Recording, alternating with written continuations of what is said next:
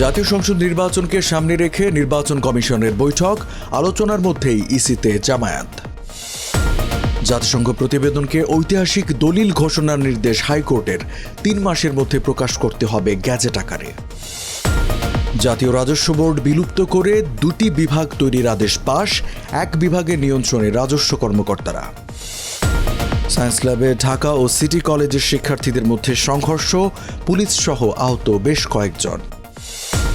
এবং সীমান্তের লিপুলেখ অঞ্চল দিয়ে ভারত চীন বাণিজ্যে আপত্তি নেপালের, অযৌক্তিক বলছে দিল্লি। আমন্ত্রণ টিভিএস নিউজ অব দ্য ডেতে, সাথে আছে আমি রঞ্জু ইফতেখার। এতক্ষণ দেখছিলেন সংবাদ শিরোনাম, এবারে জানাবো বিস্তারিত। ত্রয়োদশ জাতীয় সংসদ নির্বাচনকে সামনে রেখে একগুচ্ছ কর্মপরিকল্পনা নিয়ে বৈঠক করেছে নির্বাচন কমিশন।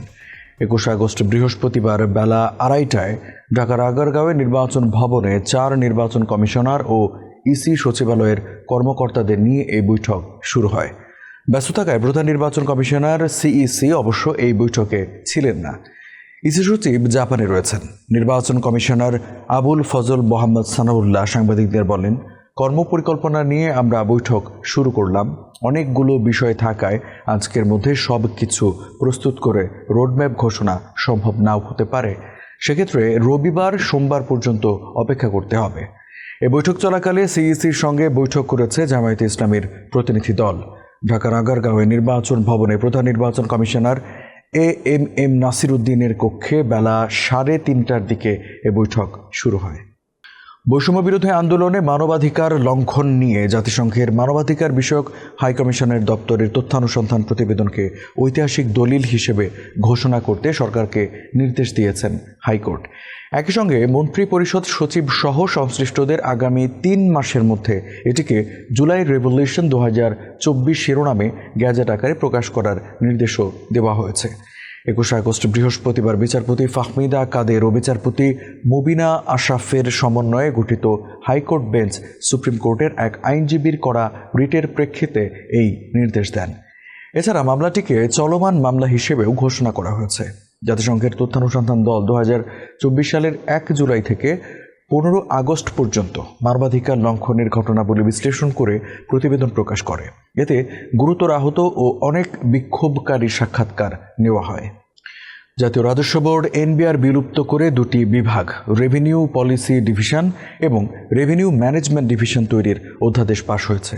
21 আগস্ট বৃহস্পতিবার অনুষ্ঠিত উপদেষ্টা পরিষদের বৈঠকে রাজস্ব নীতি ও রাজস্ব ব্যবস্থাপনা সংশোধন 2025 নীতিগত ও চূড়ান্ত অনুমোদন দেওয়া হয়। অধ্যাদেশটিতে আনা সংশোধনী অনুযায়ী নতুন 2টি বিভাগের মধ্যে রেভিনিউ ম্যানেজমেন্ট ডিভিশন বা রাজস্ব ব্যবস্থাপনা বিভাগের প্রধানের পদে এনবিআরের বর্তমান কর্মকর্তাদের মধ্য থেকেই নিয়োগের সুযোগ তৈরি হয়েছে। রেভিনিউ পলিসি ডিভিশন বা রাজস্ব নীতি বিভাগেও সরকার চাইলে এনবিআর অথবা যোগ্যতা সম্পন্ন অন্য কোনো বিভাগ থেকে নিয়োগ দিতে পারবে। ফজলুল কবির খানের নেতৃত্বে গঠিত উপদেষ্টা পরিষদ কমিটির সুপারিশের ভিত্তিতে এই সিদ্ধান্ত নেওয়া হয়েছে বলে জানিয়েছেন প্রধান উপদেষ্টার প্রেস সচিব শফিকুল আলম। রাজধানীর সায়েন্স ল্যাবে ঢাকা কলেজ ও সিটি কলেজের শিক্ষার্থীদের মধ্যে থেমে থেমে পাল্টাপাল্টি ধাওয়া ও সংঘর্ষ হয়েছে। 21 আগস্ট বৃহস্পতিবার বেলা 11:30টার দিকে তাদের মধ্যে সংঘর্ষ শুরু হয়। এতে পুলিশ সহ 2 পক্ষের অন্তত 10 জন আহত হয়েছেন। সংঘর্ষের সময় সিটি কলেজের সামনের রাস্তায় যান চলাচল বন্ধ হয়ে যায়। গত রবিবার একটি কোচিং সেন্টারে 2 পক্ষের কথা কাটাকাটির জের ধরে আজকে সংঘর্ষ হয়েছে বলে জানান ডিএমপির ধানমন্ডি অঞ্চলের জ্যেষ্ঠ সহকারী কমিশনার শাহ মোস্তফা তারেকুজ্জামান। তবে উপকমিশনার জিসানুল হক বলেন, ফুটবল খেলার মাঠে কথা কাটাকাটির জের ধরে এই সংঘর্ষ হয়েছে। প্রাথমিক চিকিৎসা নিয়েছেন আহতরা। ভারত চীনের মধ্যে স্থলপথে বাণিজ্য শুরুর পথে বাধা হয়ে দাঁড়িয়েছে নেপাল। ভারত ও চীন 2 দেশকেই তারা বলেছে বাণিজ্যের কারণে লিপুলেখ অঞ্চলকে যেন ব্যবহার করা না হয়। নেপালের দাবি, লিপুলেখ গিরিপথ ও সংলগ্ন কালাপানি এলাকা তাদের। মার্কিন প্রেসিডেন্ট ডোনাল্ড ট্রাম্পের কঠোর শুল্ক নীতি ভারত ও চীনের পারস্পরিক দূরত্ব অনেকটাই কমিয়ে দিয়েছে। সীমান্ত বিরোধ সত্ত্বেও 2 প্রতিবেশী কাছাকাছি আসছে। টানাপোড়েন কমিয়েছে। 2 দেশ হাত ধরাধরি করে নতুন ভূরাজনৈতিক চ্যালেঞ্জের মোকাবিলায় নেমেছে। চীনের পররাষ্ট্রমন্ত্রী ওয়াং এর সাম্প্রতিক ভারত সফর সেই লক্ষ্যে পৌঁছানোর একটা বড় ধাপ। ভারতের প্রধানমন্ত্রী নরেন্দ্র মোদীও এই মাসের শেষে SCO শীর্ষ সম্মেলনে যোগ দিতে চীন যাচ্ছেন। দর্শক, এই ছিল আজকে টিভিএস নিউজ অব দ্য ডেতে। এতক্ষণ সাথে থাকার জন্য ধন্যবাদ সবাইকে।